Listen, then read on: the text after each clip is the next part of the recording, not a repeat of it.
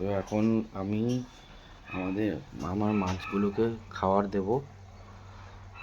দেখতেই পাচ্ছ এখন বাজে সকাল 8:40। আমি প্রত্যেক দিন এই টাইমেই খাবার দিই, দিনে একবার করে। এখন সব মাছগুলোকে আমি খাবার দেব। তো এখন আমি মাছগুলোকে খাবার দেব।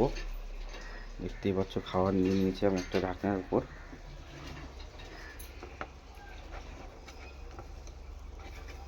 অল্প অল্প করে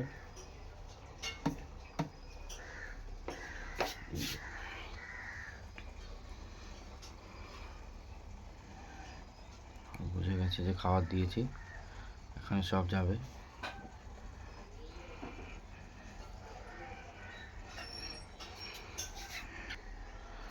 এটাতেও আমি খাবার দিয়ে দেবো। দেখতেই পাচ্ছ গাপ্পির জায়গাটাতে একটু খাবার দিয়ে দেবো।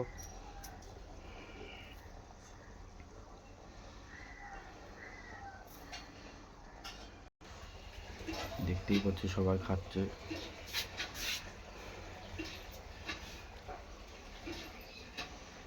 এখান থেকে সব খাচ্ছে। এবার দিয়ে দেবো বেবি ফুড এখানকার, আর এখানকার ফাইটারদের খাবার। তো এখন আমি ফাইটার ফিশকে যেটা আছে ওকে খাবার দেবো।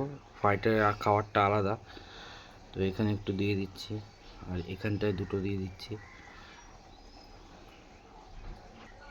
এরা এখন একটা ব্রিডিং প্রসেসে রয়েছে, যেই কারণে এখন আমার ফাইটার পেছনে বাবলস বানানো শুরু করেছে। এই ভিডিও ফাইটার নিয়ে পরে একটা ফুল ভিডিও দেব। এখন আমি আমার বেবি যেটা আছে বাচ্চা গাপ্পি আর মলি সেগুলোকে খাবার দেব। দেখতেই পাচ্ছ এটা একটা মিক্সিং খাবার আছে, এটা আমি বানিয়েছি।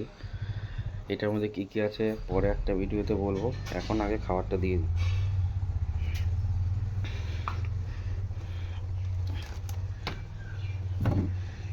এর ভেতরেই আমার সব বাচ্চাগুলো আছে।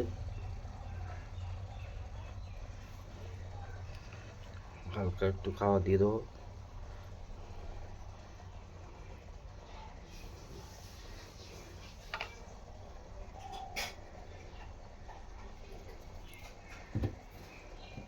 এটা আবার ঢেকে দেবো, কারণ বেবি ফিশরা সবসময় শেল্টারের ভিতরে থাকতে ভালোবাসে। দেখতেই পাচ্ছ খাবার খাওয়ার পরে কীরকম। আমি যে খাবারটা ইউজ করি এই খাবারটার ফলে আমার মাছ সবসময় হেলদি থাকে আর গ্রোথও করছে।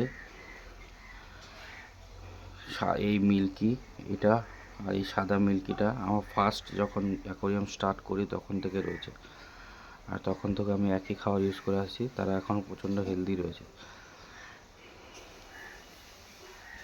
ঠিক তেমনই এই মলিগুলো আমি নিয়ে এসেছিলাম, এখনও এইগুলো সবকটা হেলদি রয়েছে।